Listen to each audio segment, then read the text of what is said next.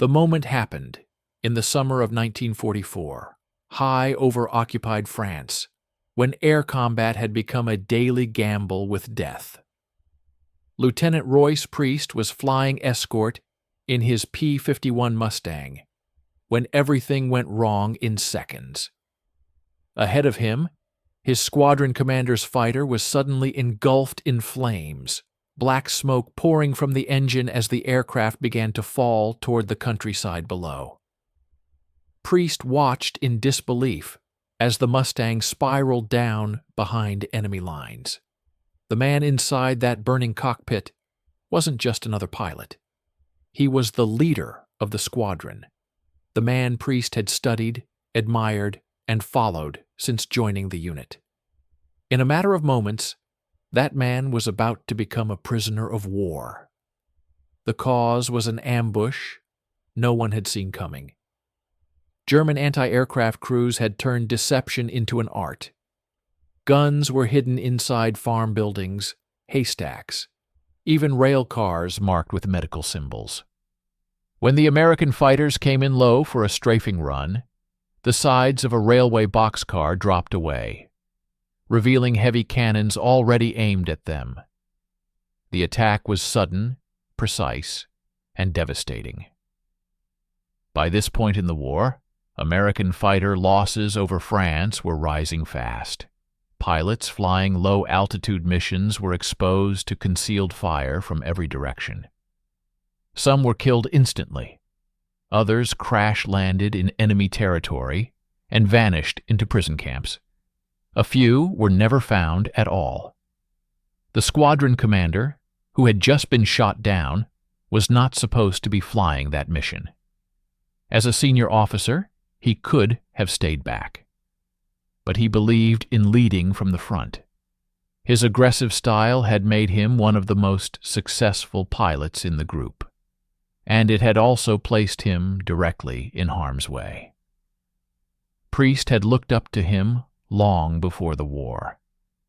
When they were assigned to the same squadron, Priest considered it the greatest break of his career. He studied every maneuver, every tactic, trying to learn from the man he now watched disappear below the tree line. Standard procedure was clear. When a pilot went down behind enemy lines, wingmen were to mark the location, report it, and return to base. Rescue was not just discouraged, it was considered impossible. The P-51 Mustang was a single-seat fighter. There was no room for passengers, no plan for landing in fields, no training for extraction. Priest heard the order crackle over the radio. Abort. Leave the area. Return to England. His hand moved toward the switch, and then it stopped. Because in that moment, Royce Priest made a decision no manual had prepared him for. A decision that would defy physics, regulations, and common sense. He pushed the nose of his Mustang down and followed the burning aircraft toward the ground. Priest ignored the order echoing in his headset and committed to the descent. Below him stretched fields of tall wheat, golden and uneven, broken by hedgerows and dirt roads.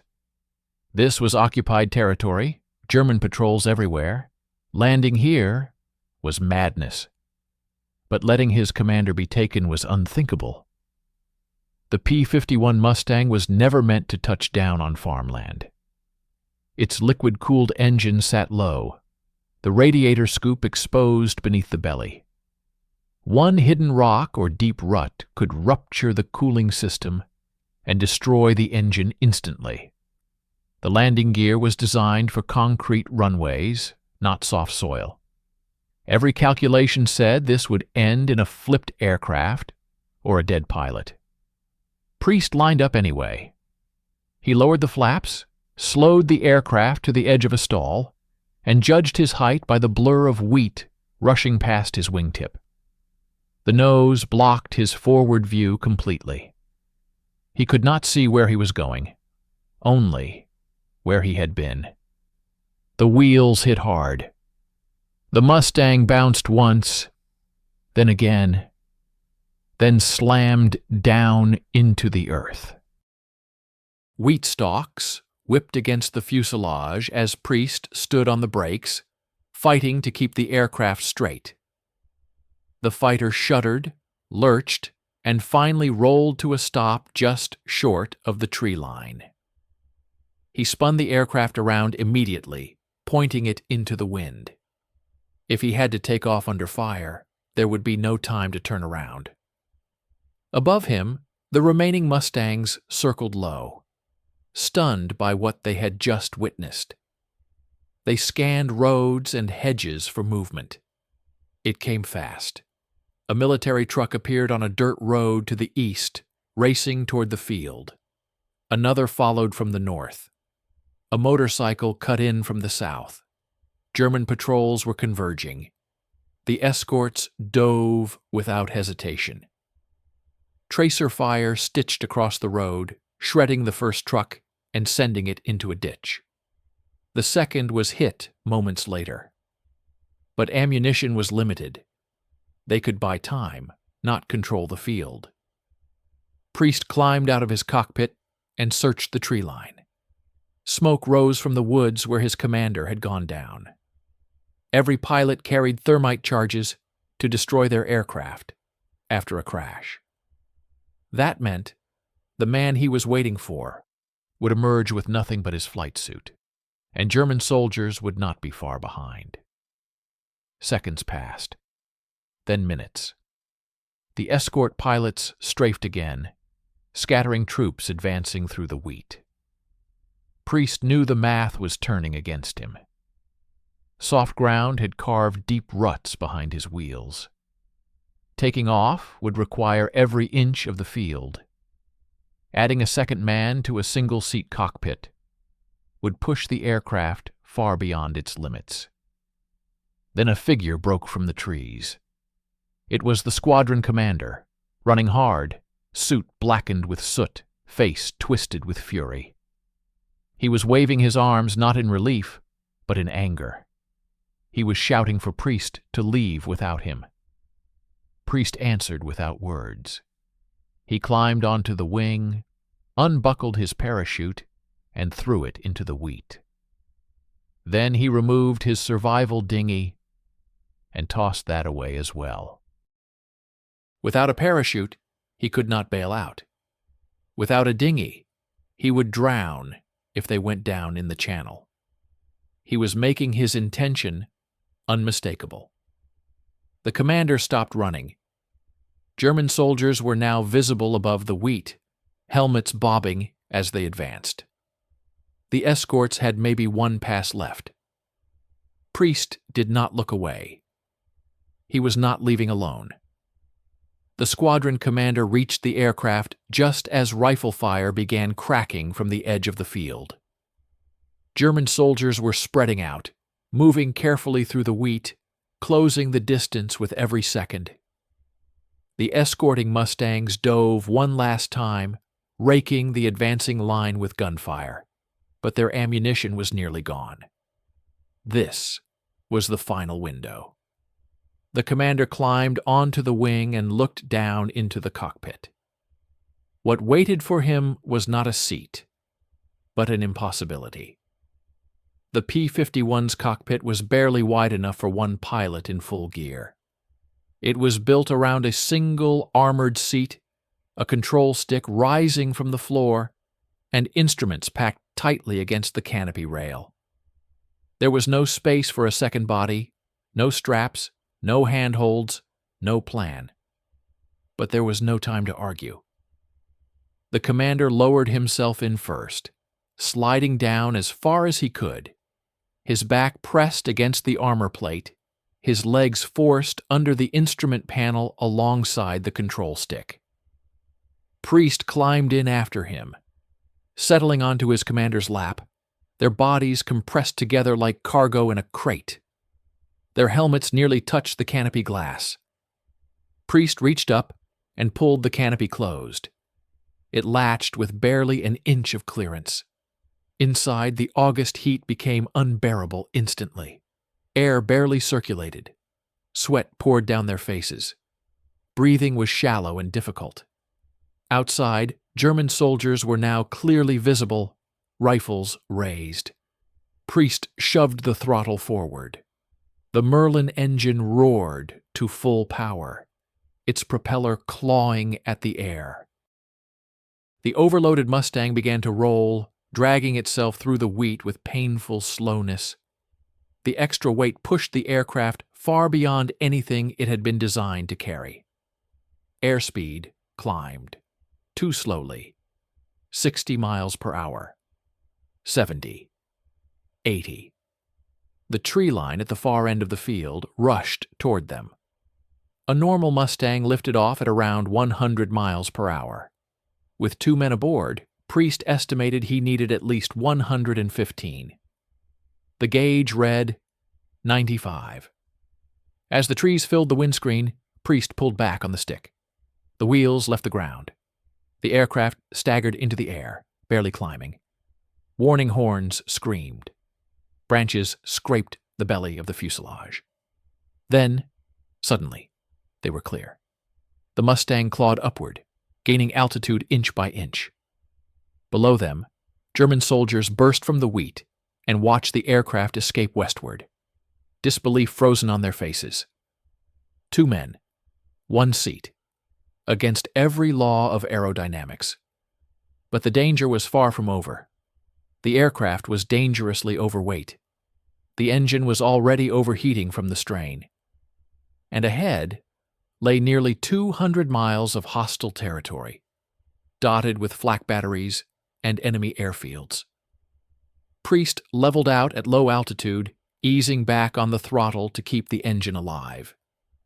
The escort fighters formed up on either side, no longer attackers, but guardians. Inside the cockpit, the heat was suffocating.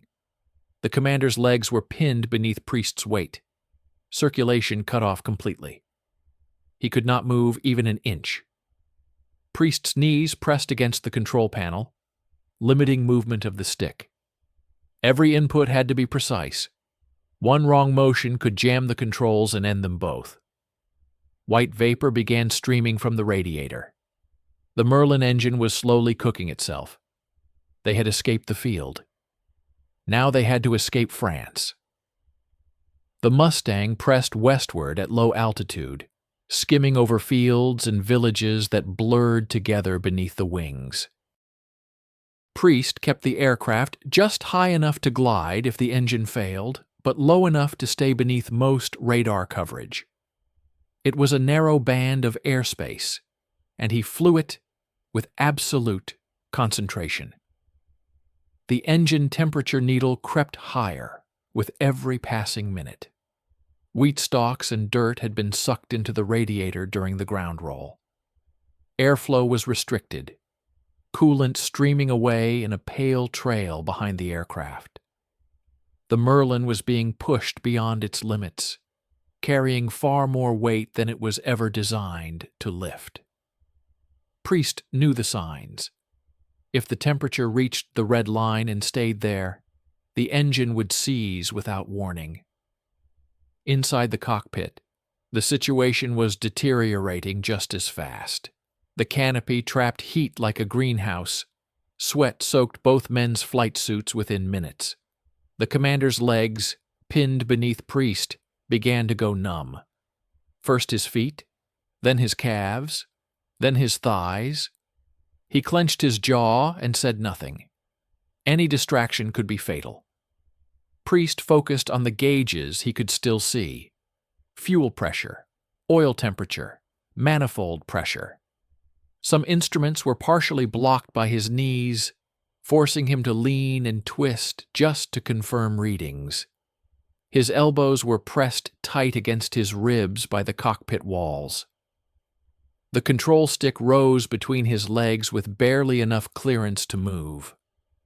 Every control input had to be smooth and deliberate.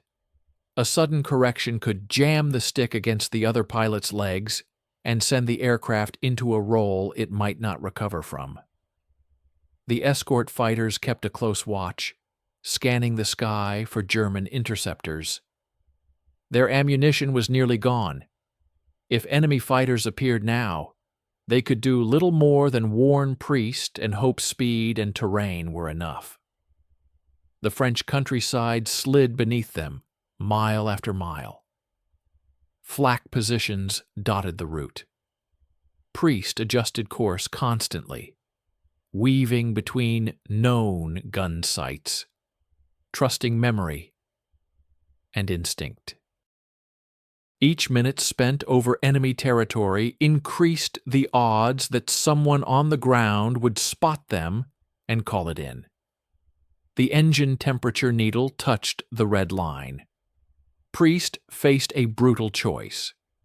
He could pull back power, cool the engine, and extend its life, but risk running out of daylight before reaching the coast. Or he could maintain speed and hope the Merlin held together long enough to reach friendly territory. He chose speed. Better to go down in the channel, where rescue boats patrolled, than crash back into German hands. The escort pilots saw the white coolant trail growing longer and exchanged worried glances. They knew what it meant. Time was running out. Then, at last, the coastline appeared ahead. The white edge of the Cottonton Peninsula slid beneath the nose. Allied territory. Friendly ground. Priest allowed himself a single breath of relief. But the hardest part was still ahead. The English Channel stretched before them, cold, gray, and unforgiving. 20 miles of water. Priest had thrown away his dinghy in the wheat field. The commander had abandoned his with his burning aircraft. If the engine quit now, there would be no second chances. The temperature needle quivered at the limit. The Merlin kept running. They pushed on. The channel crossing felt longer than the entire flight over France. Below them, the water churned in dull shades of gray and green, broken only by white caps driven by the wind. Priest kept his eyes locked on the gauges, listening to every change in engine tone, waiting for the moment the Merlin would finally give up. The temperature needle hovered at the red line, trembling as if unsure whether to climb higher or fall back. Priest adjusted the mixture and radiator controls by fractions, searching for balance that might buy them a few more minutes. Every second mattered now. Inside the cockpit, the heat became unbearable. Sweat ran into Priest's eyes, stinging his vision. The commander beneath him could barely feel his legs anymore. Pins and needles spread upward as circulation remained cut off. He focused on breathing, counting seconds in his head, refusing to panic. Halfway across the channel, the engine began to misfire.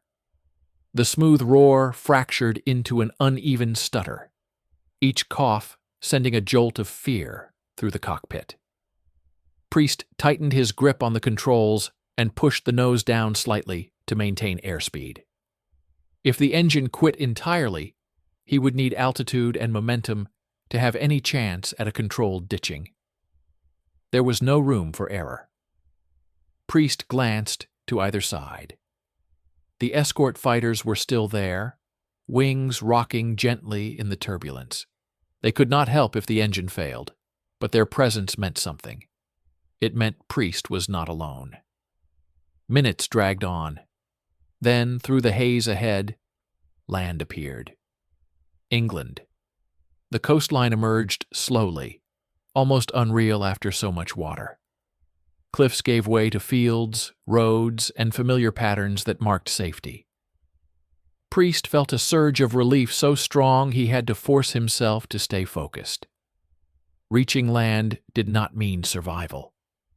The aircraft was still failing. The Merlin sputtered again, louder this time. The misfires became more frequent, the rhythm breaking down.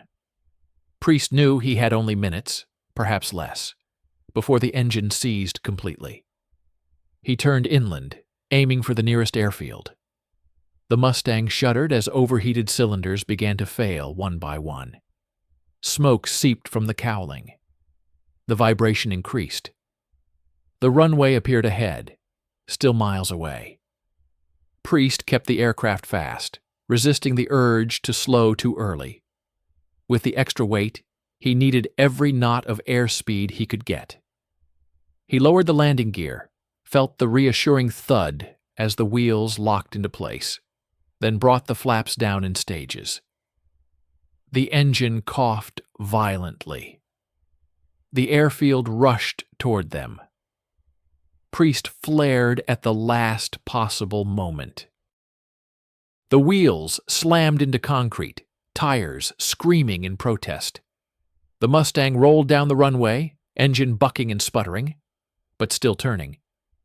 Priest applied the brakes gently, afraid that any sudden movement might tear the aircraft apart. Then, finally, they stopped. The engine died the instant the propeller slowed. For a few seconds, there was only silence. They had made it. Before the propeller had fully stopped turning, ground crews were already running toward the Mustang. Fire trucks, ambulances, mechanics, everyone on the field had been warned that an aircraft in impossible condition was inbound. They expected to find a wounded pilot, perhaps a man barely clinging to life after nursing a crippled fighter home. What they did not expect was this. The canopy opened, and two men began to unfold themselves from a cockpit designed for one. First Priest climbed out, legs shaking, soaked in sweat, his flight suit darkened by exhaustion. Then the squadron commander tried to stand, and collapsed instantly. His legs had been compressed beneath Priest's weight for nearly 2 hours. Circulation had been cut off so completely that they no longer responded. Crewmen rushed forward and caught him before he hit the concrete. They carried him to a waiting ambulance while medics shouted instructions.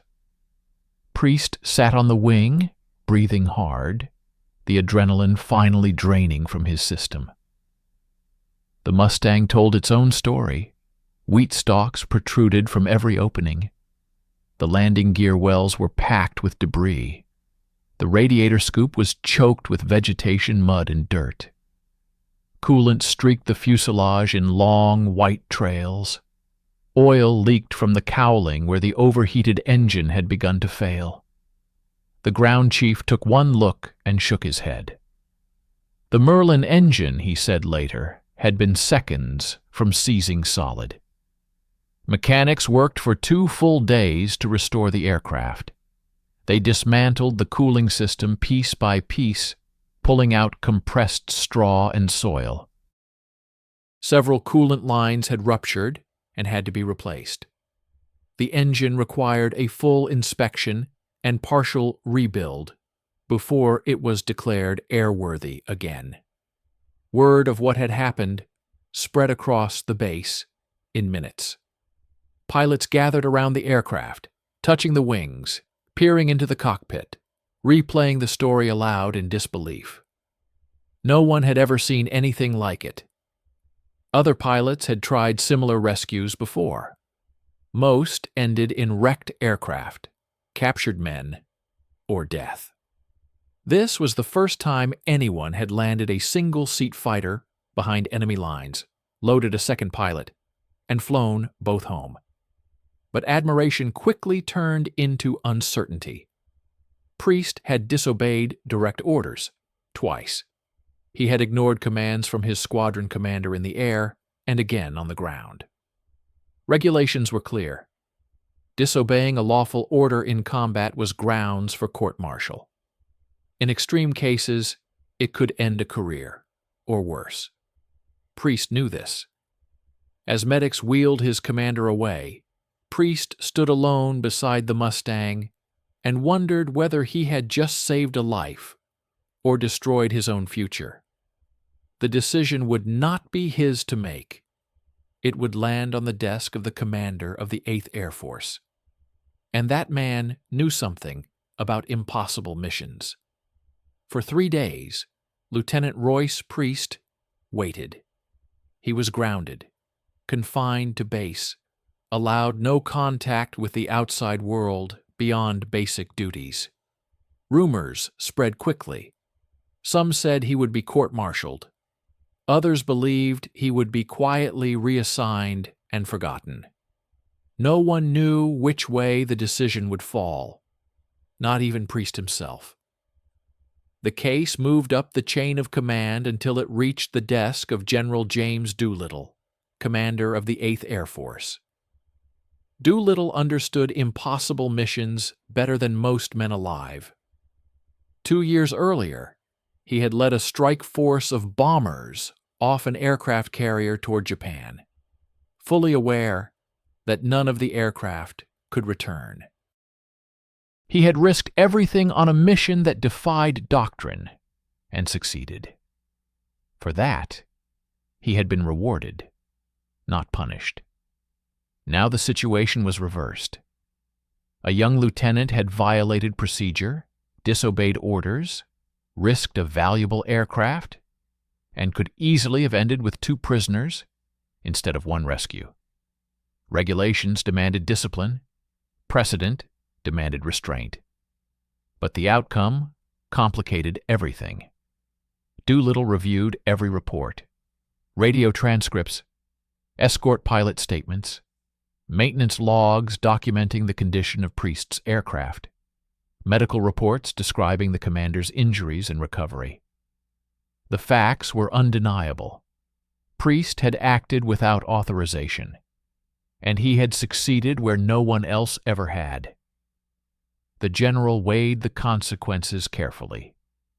The 8th Air Force was losing experienced pilots faster than they could be replaced. Morale depended on trust that if a man went down, he would not be abandoned without a fight. Priest's actions had demonstrated something powerful. They had shown that loyalty between pilots could outweigh fear, regulations, and even survival instincts. But there was another side.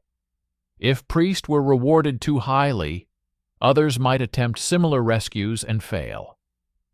The cost would be measured in aircraft and lives. The Air Force could not afford to encourage reckless heroics, no matter how noble the intent. Doolittle made his decision. There would be no court-martial. Instead, Priest would be recognized for extraordinary courage, but not in a way that turned his actions into policy. The Medal of Honor was considered, then set aside. In its place, Doolittle approved the Distinguished Service Cross, the second highest award for valor. The message was deliberate. What Priest had done was brave beyond question. It was also dangerously close to disastrous. The medal would honor the courage, while quietly acknowledging that such acts should remain the exception, not the rule. On the morning of the ceremony, pilots and ground crews assembled along the flight line. Priest stood at attention, uncertain whether relief or disappointment should dominate his thoughts. When General Doolittle stepped forward and pinned the medal to his chest, the weight of the moment finally settled in. Afterward, the general took Priest's hand and spoke quietly. He said that what Priest had done was the bravest and the most foolish thing he had witnessed in 2 years of commanding the 8th Air Force. Priest accepted the words without protest. He had expected punishment. Instead, he had been allowed to keep flying. But the story was not over yet. The war moved on quickly after the ceremony, as wars always do. New missions replaced old ones. Losses were counted, aircraft repaired, pilots rotated in and out of combat. But within the fighter groups of the 8th Air Force, the story of the Wheatfield rescue spread quietly, passed from pilot to pilot like something fragile and sacred. Major Burt Marshall recovered fully. The circulation in his legs returned, the pain faded, and within days, he was back in the cockpit. He resumed command of his squadron and continued flying combat missions through the fall of 1944, adding to his record and earning further decorations for leadership under fire. His capture would have been a severe blow to the unit. Instead, he remained exactly where his men needed him, leading from the front. Royce Priest returned to flying as well. He never sought attention for what he had done. When asked about the rescue, he redirected praise to the escort pilots who had bought him time and to the ground crews who rebuilt the Mustang he had nearly destroyed. He insisted that luck had played a greater role than skill. Those who knew better let him keep that belief. The rescue marked a turning point. Other pilots attempted similar extractions in the months that followed. Some succeeded, others failed and paid dearly. The Air Force never formally authorized such missions, but it never explicitly forbade them either. Commanders learned to look the other way when a pilot chose to risk everything for a comrade. When the war in Europe ended, both men carried the memory with them into peacetime. Marshall continued his Air Force career, eventually rising to senior command roles. Priest served for decades, flying aircraft that would have seemed impossible during the war years. Neither man considered the rescue the defining moment of his life, but both understood that it had changed them permanently. Years later, Priest wrote a letter to Marshall's son. In it, he described the hidden flak guns, the burning aircraft, the decision to land, and the moment he threw away his parachute. He explained that he had not calculated the odds or considered the regulations. He had simply refused to let the man he admired disappear into a prison camp. That letter became one of the most complete records of the event. The Mustang itself did not survive as a museum piece. It flew again, served out the war, and eventually vanished into surplus yards, like thousands of other aircraft. No plaque marks the field in France where it landed. No monument stands where two men squeezed into a cockpit, meant for one. And yet, the story endured. It endured because it captured something rare about war. Not destruction, but choice. In a conflict governed by orders, procedures, and overwhelming force, one pilot chose loyalty over safety. He chose action over obedience. He chose a comrade over his own future. That decision could have ended in failure. Instead, it carried two men home. And decades later, among those who know the history of the air war over Europe,